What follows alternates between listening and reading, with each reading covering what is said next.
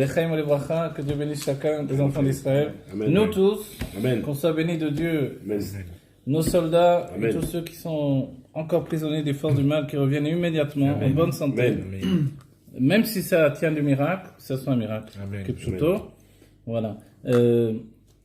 Aujourd'hui, on est confronté à des tas de choses, évidemment, sur le terrain en Eretz Israël. On vit avec tout ça. Donc forcément, on en parle, on s'inquiète, etc., etc. Et c'est pour ça que même dans les cours, on en parle aussi, et c'est important, parce qu'on a besoin de voir aussi comment on pense d'après la Torah sur ces choses-là.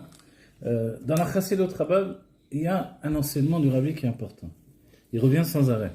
Je sais que là, j'ai donné un cours d'Ivardot avec les femmes, ils ont beaucoup parlé de ça. Et il y a une phrase du Rabbi qu'on connaît très forte sur la terre d'Israël, qui n'est pas du Rabbi, qui vient des sages en vérité. Sur le fait que Ene Hashem Elokecha Ba Mirashit Hashana Ve'ad Achet Hashem. Les yeux de Dieu, de l'Éternel ton Dieu, sur la terre d'Israël sont du début de l'année à la fin de l'année. Ok. Et qu'est-ce que ça sous-entend? Le Rabbi nous traduit que il n'y a pas d'endroit plus sûr que la terre d'Israël. Ok. Donc nous on prend ça comme une phrase du Rabbi. Donc si une phrase du Rabbi elle vient souligner le fait que l'enseignement de Dieu qui a les yeux, pourquoi Dieu il a les yeux sur nous en Eretz Israël? Alors, pas pour nous faire la vie dure au quotidien, pour faire qu'on soit protégé tout le temps. Voilà. Et cette protection-là, alors on va dire, doucement, objection, votre honneur, le 7 octobre, qu'est-ce qui s'est passé? Vous voulez la protection? C'est vrai, on peut se dire ça, ou d'autres moments que Dieu préserve, et on a le droit de le dire. Voilà. Alors, les hommes, on est un peu plus rationalistes que les femmes qui sont très idéalistes. Mais si la Torah dit ça, c'est vrai, on ne remet pas en question. Mais quand on étudie le Rabbi dit attention, dès que vous parlez de rendre des parties de la terre d'Israël, vous mettez en danger le peuple juif. C'est-à-dire dès qu'on fait des concessions dans le langage, qui plus est quand le gouvernement s'engage dans le côté de nos ennemis, plutôt que d'être fort, etc., comme le Rabbi l'a dit par rapport à Shamir et les autres, Rosh Hashanah Shalal, il leur a demandé tous d'être forts. Et quelquefois le Rabbi a dit même à Shamir, il a dit, mais si tu n'as pas la force, va-t'en et mets quelqu'un de plus fort que toi et c'est tout. C'est-à-dire que celui qui vient et qui se met à la tête du pays d'Israël, il doit être vraiment d'une force incroyable. Est-ce que c'est facile? On a vu nos rois d'Israël, ils n'étaient pas si forts que ça. Ils ont toujours, malheureusement, à part quelques-uns, à part des grands tzadikim, comme Rizkia Omeler et Shlomo et David, etc. Mais beaucoup de rois n'étaient pas à la hauteur finalement. On dit que dans le peuple juif, vous vous rappelez, les juges sont jugés.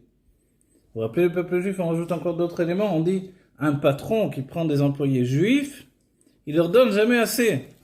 On dit, bon, mais c'est difficile finalement dans le judaïsme d'être... c'est plus dur que chez les autres, quoi. C'est plus dur parce que sans arrêt, tu es confronté au fait que l'autre juif, c'est un roi. C'est un fils de roi et c'est un roi d'après l'halakha. Donc tu l'as jamais donné assez, tu l'as jamais fait assez pour lui, etc. Ok. Donc confronté à tous ces sujets-là, on va dire, bon, mais est-ce que vraiment on est plus protégé que partout ailleurs dans le monde? On va dire oui. Oui, quand le peuple juif est unifié avec Dieu. Et ça, on doit le comprendre et l'admettre et voir. Et on le voit de nos yeux aujourd'hui. Que tous ceux qui ont prié, tous ceux qui se sont repris, tous ceux qui... Il y a des histoires de fous, la femme qui s'enferme dans un placard avec le Zohar et tout à coup les balles l'atteignent pas. Les autres qui passent devant les terroristes, ils sont mitraillés et ils font le Shema Israël. Voilà. Exactement. En fait, on se rend compte que jamais on a vu de nos yeux de cette manière-là. Bon, en plus, c'est filmé aujourd'hui. C'est ça qui est extraordinaire. Avant, on le croyait sur parole, mais là, c'est filmé. On voit clairement que celui qui fait tchouva, il est immédiatement sauvé par Dieu. Ça, c'est incroyable. C'est une Géoula. Je veux dire par là que c'est déjà quelque chose qui est lié à la Géoula, qu'on attendait, c'est-à-dire de voir de nos yeux que ça marche. Et là on le voit. Tu fais tchouva, immédiatement Dieu il te protège. C'est-à-dire c'est dans l'instant, quoi. C'est pas je fais tchouva, Dieu va me protéger après. Non, immédiatement Dieu il protège. Et ceux qui ont fait Shema Israël, et les Arabes ils sont toute la famille, le père a dit venez on fait Shema Israël. Et puis il y a un grand silence, qu'est-ce qui s'est passé? Finalement, les Arabes ont laissé toutes les chaussures devant, et ils ont demandé la question à un Arabe, qu'est-ce qui se passe? Et il a répondu, c'est quand ils voient quelque chose qui dépasse, quelque chose de divin, alors ils enlèvent les chaussures, ils prient, et après ils sont bons. Donc ils n'ont rien fait. Sous-entendu, il y a quelque chose d'extraordinaire qui nous protège. Ça s'appelle le divin. Et ce divin, il est en nous. Dès qu'on se connecte avec le divin en haut, on fait une protection extraordinaire. Et là, le passouk, du coup, le fait que le rabbi ait dit qu'il n'y a pas d'endroit plus sûr que Eretz Israël, que la terre d'Israël, voilà, ça se réalise. Comprenez? C'est-à-dire que, évidemment, c'est vrai, mais on voit qu'il y a des petites conditions. Ces conditions, c'est que je dois être un avec Dieu, et que dans cette force que je prends sur moi, tout peut arriver, une protection extraordinaire. On sait tous très bien également que, vu le nombre de bombes qui sont tombées, malheureusement, dans un autre pays, ça aurait fait des ravages. Même si on a dit qu'on a le dôme de fer, on a ci, on a un Kippat Barzel, etc. Ok, mais il y a vraiment des miracles. Voilà, vous avez montré là 2 garçons marchent dans la rue, taf, une roquette qui tombe sur un arbre à côté d'eux, ils ont rien, grâce à Dieu. C'est des miracles et c'est filmé en direct. C'est pas extraordinaire?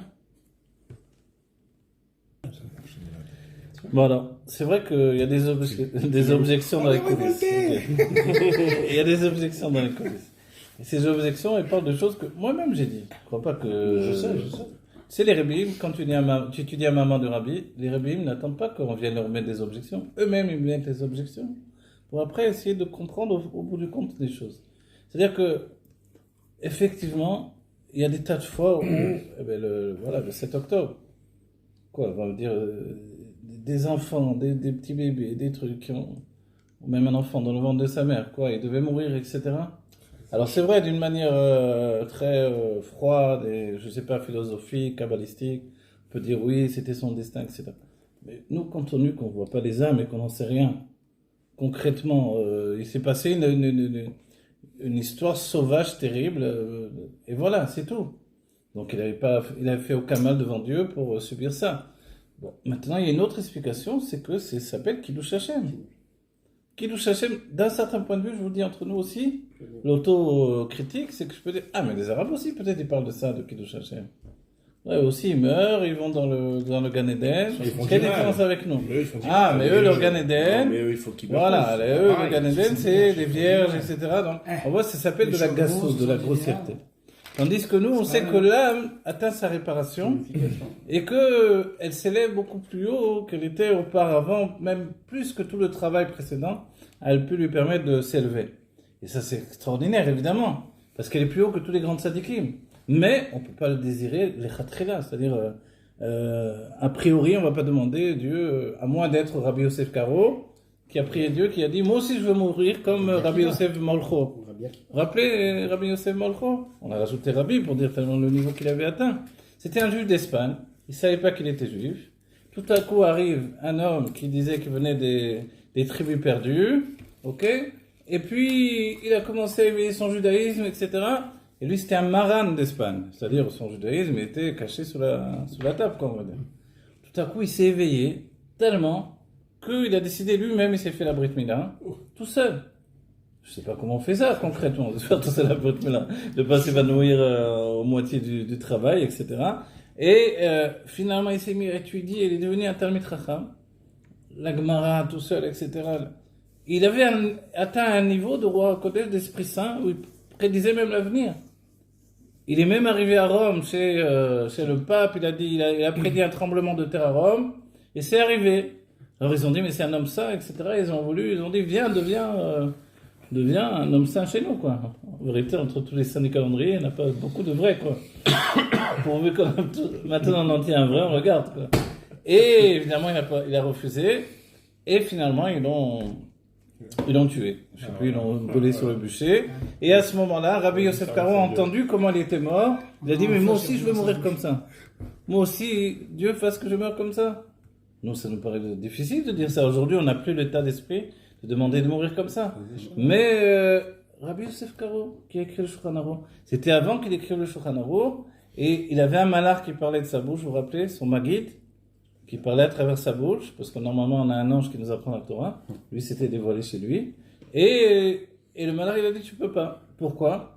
Parce qu'un jour, tu as mangé une olive en trop. C'est-à-dire un tzaddik qui doit, il est dit tzaddik ochel et sauva nafsho. Un tzaddik, il mange pour se pour tenir en vie. Voilà, pour étudier, pour rassasier son âme. Donc une olive en trop qu'il a mangé et que c'était pas vraiment pour rassasier son âme, c'était en trop. Il dit à cause de ça, tu n'auras pas une mob qui nous cherchait. Mais t'inquiète pas, à la place, tu vas écrire le Shulchan Aruch. D'accord. C'était pas mal, on a gagné le champ. Ça va nous soulager. Nous, on a gagné le Shulchan Aruch, ça valait le coup quand même. Soulons-nous. Allez, l'Echaim et les bracha. Oh! L'Echaim, l'Echevre. Voilà, et ok. Que Dieu nous donne même à la force de continuer, de voir les miracles que Dieu lui donne. C'est une mitzvah, le Rabbi a dit qu'il faut voir les miracles. C'est pour ça qu'il faut les raconter. Il faut pas avoir peur. Et les miracles, c'est vrai, les hommes, on a un peu l'esprit critique. C'est comme ça, mais c'est bien. Le français en particulier a l'esprit critique, c'est vrai, et c'est bien, le Rabbi il a souligné, il a dit que la Géoula passe par Tsafat, parce qu'il y a cet esprit critique qui est l'intellect en vérité. Mais l'intellect, il faut l'utiliser pour servir Dieu. C'est-à-dire il faut avoir l'esprit critique et un grand bitoul en même temps, une grande soumission à Dieu. On dit mais ça va pas ensemble. En fait oui, c'est ça la Chassidut Rabat. Normalement Chassidut Rabat, comment on appelait l'Admorazakel? Le Litaï. Eh oui, le Litaï, c'est-à-dire, a priori, ceux qui sont opposés à la Chassidut. Mais lui, il a dévoilé que la Chassidut et de la Torah néglée, quoi. Mais pourquoi on l'appelait comme ça? Parce qu'il venait de là-bas. Mais que son esprit était froid aussi. Donc si nous, on a un esprit contradictoire et qu'on dit, quand on nous annonce, par exemple, voilà, comme on a dit, la terre la plus sûre du monde et on voit tout ce qui s'est passé, on dit, à ce moment-là, c'était peut-être pas le cas, vous voyez? Ou il y a des fois, moi-même, j'ai dit, il y a des gens qui m'ont dit, c'est la Géoula, c'est la Géoula. J'ai dit, viens, on va voir, là, les gens, ils viennent de perdre combien de personnes, on va leur dire c'est la Géoula. Viens, on va dans les hôpitaux, on va leur dire c'est la Géoula. Des fois, c'est dur. Mais, effectivement, moi-même, je me suis mis dans des maisons d'endeuillés, où j'expliquais aux gens qu'il faut séparer la tristesse que l'on a de perdre des gens qui nous sont proches, et le bonheur qu'ils ont eux de s'élever et de s'attacher à Dieu. C'est dur, parce qu'on n'est pas fait en deux morceaux. Mais on voit bien qu'on a deux âmes qui se disputent tout le temps. Donc, on peut comprendre qu'il y a des âmes qui s'élèvent, qui sont à côté de Dieu et qui sont bien. Et nous, en bas, c'est pour nous la galère. C'est pas ceux qui sont partis. Mais ce qui fait peur, ce qui fait mal, c'est la souffrance, en fait. Vous voyez? Moi, ça m'est arrivé de dire, je le dis plus, mais que Dieu préserve chacun. Ou j'ai entendu même des gens qui disent ça, qui m'arrive, je préfère mourir d'un seul coup plutôt que de rester en train de souffrir, quoi. Vous voyez? Ce genre de choses-là. Mais en vérité, il faut se dire qu'il n'y a ni souffrance, ni mort. Et ça, c'est la Géoula. La Géoula, c'est que tout se termine. Tout ce qui était négatif, c'est terminé. Alors, on va dire, bon, ok. Et notre paracha, il parle de Yosef. Yosef, on va dire, c'est super. Hein, un peu de baume sur le cœur. Ouais, mais quand on lit la paracha, on dit, mais catastrophe. Les frères ont vendu Yosef. Alors, les frères ont vendu Yosef, c'est possible. Et vous savez... Ces temps-ci, on entend beaucoup parler de dire, mais attends, est-ce que le fait qu'il n'y ait pas de caméra d'observation qui ait laissé passer tous les Arabes, est-ce qu'il n'y a pas eu un peu... Qui a enlevé toutes les surveillances et qui a permis que ça se passe, etc. À nous, on se dit, mince, c'est pas possible. Évidemment, c'est Dieu qui a fait tout ça. Mais derrière la Teva. Donc on peut toujours trouver quelque chose qui va...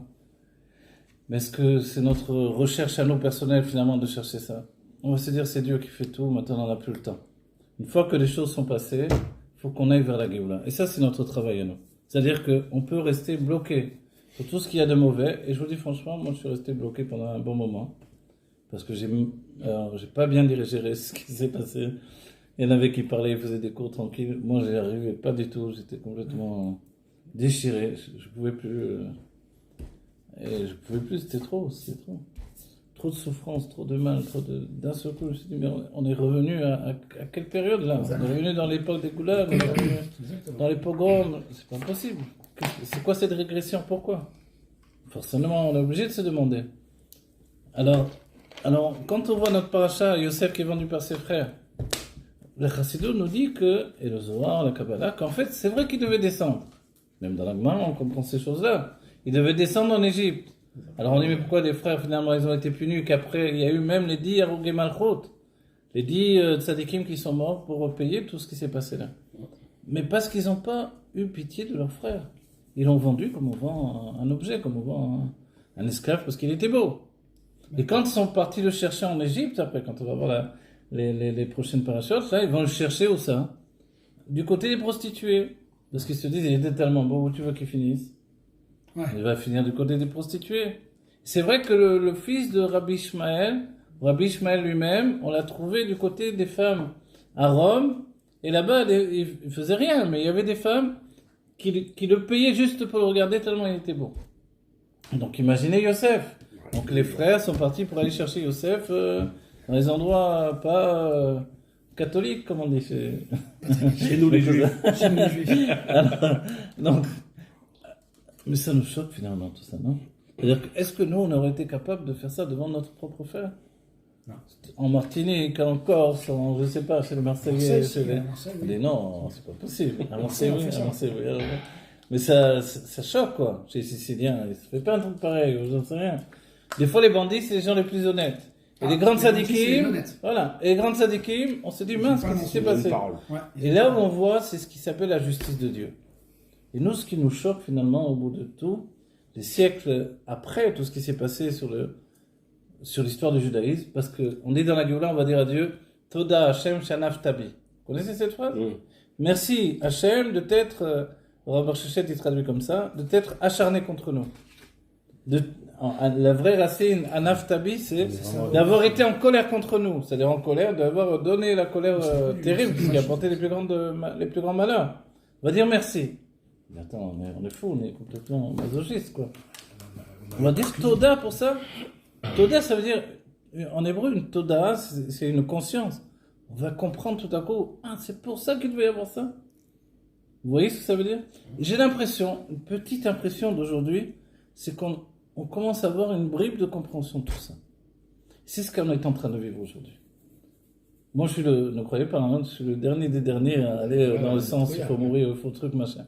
Mais j'ai l'impression, et je vous dis l'image, quand il y a eu toutes ces tueries terribles du 7 octobre, moi j'étais complètement déchiré. Et d'un coup, je vois une image, le Bouddha là. Et qu'est-ce que ça m'a fait dans mon cœur? Comme si j'avais vu le veau d'or. Et quand il y a eu le veau d'or, il y a eu tout de suite après la colère de Dieu. Oui, c'est pas faux. Et ça, c'est juif de penser ça. On peut pas. Après, je me dis, je vais pas commencer à réfléchir comme ça, c'est pas très tragédique. Mais c'est une réaction juive, vous voyez. T'avais connu Tom, toi? Et ces réactions juives, ça correspond à ce qui se passe après, vous voyez. Aujourd'hui, on voit que les gens qui ont fait Tchouva, etc., il y a eu des réactions. Donc nous-mêmes, qu'est-ce qu'on doit faire? On doit être des juifs qui, en route pour la Tchouva profondément dans notre vie, quoi. Pour essayer d'avancer. On va dire, oui, mais Yosef, c'est un tzaddik. C'est un tzaddik, mais il y avait des choses quand même qui n'allaient pas. Tout en étant tzaddik. C'est-à-dire quoi? Yosef, on dit qu'il disait la shonara sur ses frères. C'est? Hein? Pourquoi on disait la shonara sur ses frères? Voilà, oui, il fait un peu reculer parce que j'ai la tête coupée après. Merci. Yosef, on dit qu'il disait la shonara sur ses frères, c'est quoi? Parce que, en fait, les frères humiliaient un petit peu les fils des servantes. Ils les considéraient pas comme... c'était leur demi-frère, ok. Mais ils les considéraient pas comme ils considéraient Yosef lui-même. Mais Yosef, il aimait pas parce que justement, il disait la shonara, que c'était le préféré du père, etc. Mais quand on lit la paracha, elle est Toldot Yaakov, Yosef, et ça continue pas, la Torah, elle ne cite pas tous les autres enfants. Mais attends. Donc, ce qu'ils ont pensé les frères, ils savent lire la Torah, les frères aussi. Ils étudiaient déjà la Torah.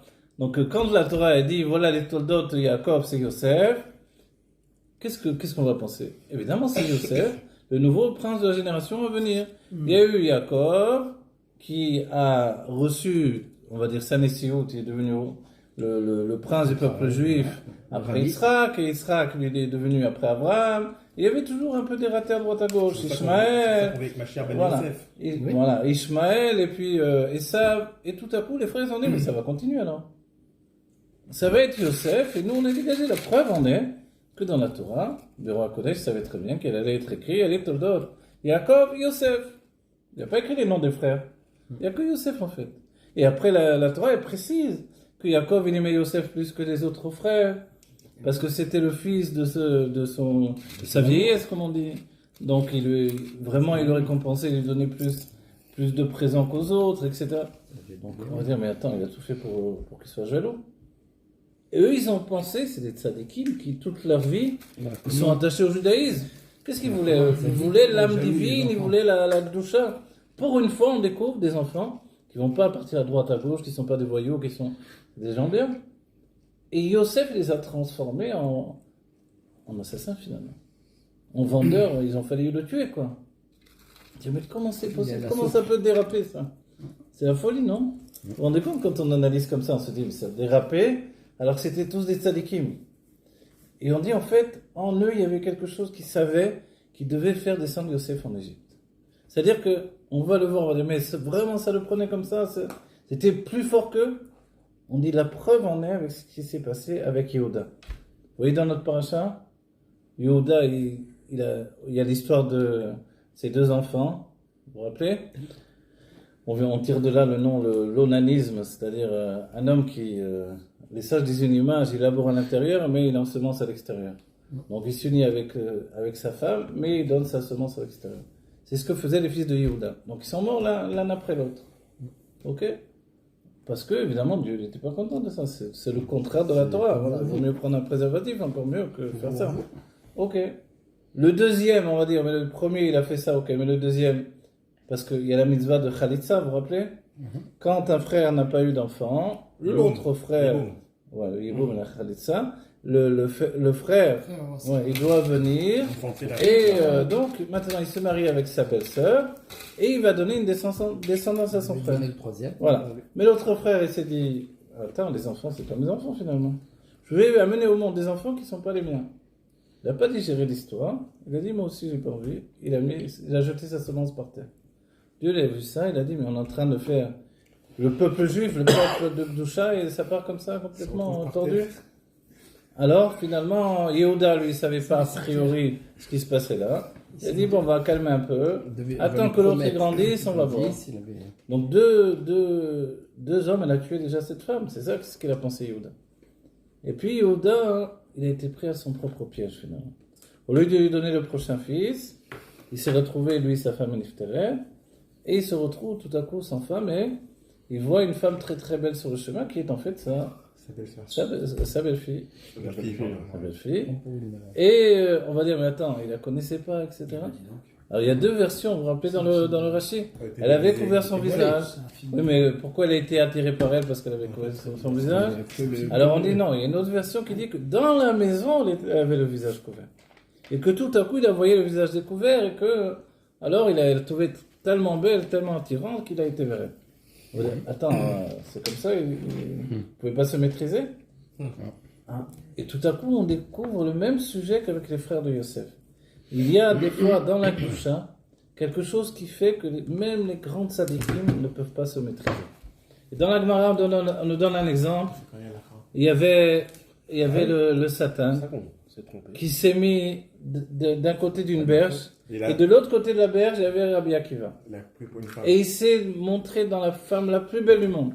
Rabbi Akiva, il y avait vous savez ces trucs, les espèces de radeaux qui font traverser avec un fil, là, je sais plus comment ça s'appelle, un bac. Voilà. Il n'a même pas attendu que le bac il vienne le prendre. Il est grimpé sur la corde, il a couru vers elle. Tellement il a eu un désir très très fort, il est arrivé vers le Satan qui lui a dit, tu as de la chance que tu es Rabbi Akiva, sinon je t'aurais. On va dire, c'est quoi cette histoire de fou là? C'est-à-dire que le même désir que Rabbi Akiva il mettait dans la Torah, voilà où il est parti là, à ce moment-là. Donc le même désir que Yehuda mettait dans la Torah, à ce moment-là il est parti vers Tamar. C'est ça qui va apporter la descendance de David. Vous vous rendez compte? C'est-à-dire qu'on va dire, il y a des fois les plus grands tzadikim, ils doivent faire des choses. Ils devaient, de toutes les manières, vendre Yosef pour qu'il descende en Égypte. Alors, pourquoi ils ont été punis? La manière était pas Comment bonne. ils n'ont pas eu pitié de leur frère qui pleure comme ça, qui les supplie? Ils n'ont plus de cœur tout à coup. Et c'est vrai que si ça n'avait pas été Yehuda, il aurait tué.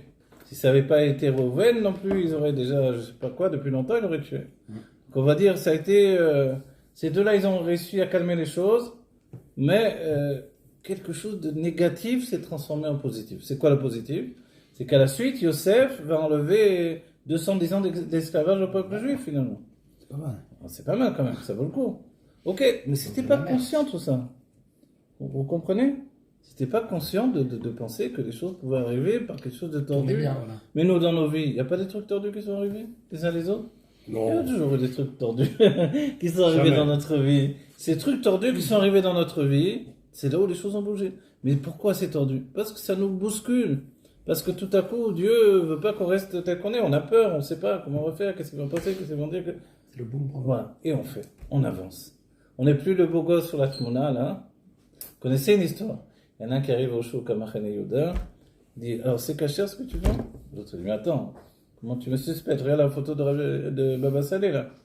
Il dit, écoute, si c'était Baba Salé qui était à la caisse, et toi tu étais en photo, j'aurais même pas posé la question. Non, c'est ça le truc. Bon, le peuple juif, c'est un peuple compliqué en vérité. Mais cette complication, c'est ce qui nous rend beaux aux yeux de Dieu en vérité. D'accord? Parce que la même force de Yehuda, de Yosef, tout ça, c'est des forces de gens. C'est démesuré. Et nous aussi, dans nos petites vies, on peut avoir des fois des... Comme ça, un petit peu de force démesurée de notre époque, toute petite. Mais, et cette force-là, elle vient dans la révolte. On se révolte. Vous savez, quand on dit Naaseh Venishma, c'est quoi le secret?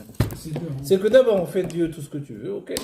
Tu veux, je mange kasher, mange kasher. Tu veux, je vais payer plus cher la cache-route plutôt que d'acheter des viandes qui sont pas cachées, c'est très zol, pas les madriers. Ok, etc., etc. Mais je ferai ce que tu veux, donc je peux pas manger où je veux, je peux pas aller où je veux, je peux...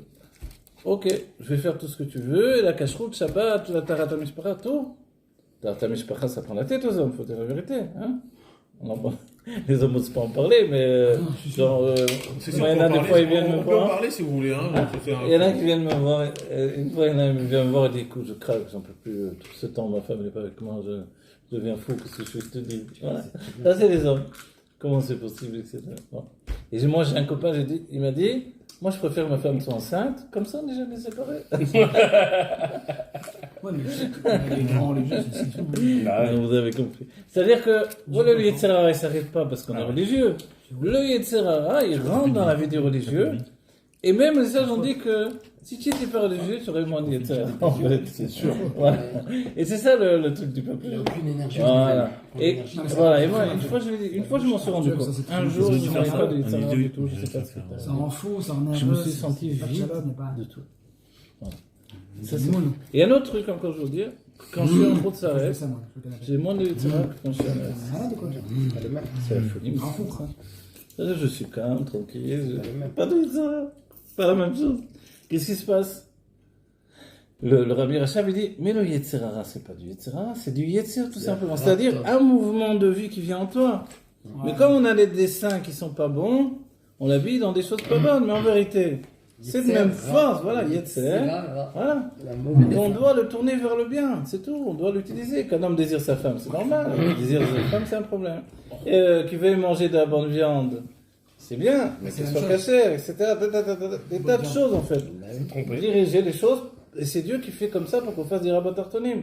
Donc que les frères en avaient ras-le-bol de Yosef parce qu'ils voulaient être juifs, ils voulaient pas être dégagés du judaïsme comme Esav et comme Ishmaël, mais c'est normal, oh. On parle du peuple juif, c'est normal. Le rabbi il souligne que, parce qu'il y a un passage qui dit Lo yochlu ledaber ito beshalom. Ça veut dire quoi? Ils pouvaient pas lui parler dans la paix. Communiquer avec On dit mais pourquoi ils pouvaient pas? Et le rabbi il dit mais ce qu'ils avaient dans le cœur, ils avaient dans la bouche, ils n'étaient pas des hypocrites. Donc c'était des hommes vrais, quoi.